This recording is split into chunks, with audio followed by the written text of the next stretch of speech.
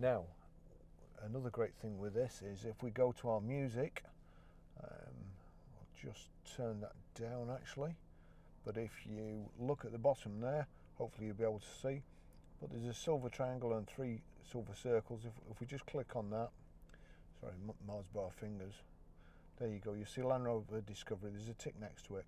So anything that plays, any music that plays on here will play through the system.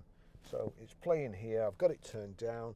We go over to here, you'll see the like clapperboard and the music note. If I click on there, at the moment it's playing on radio, but you see source up at the top, click on source, and there you go.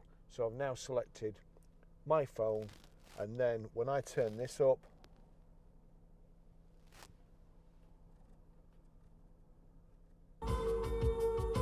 there you go. That's the music from my phone playing through here, and that'll work on Spotify, Amazon Prime, any soundtrack on a YouTube video, or any audio that's coming, Audible, audio books, whatever. That's how it'll work.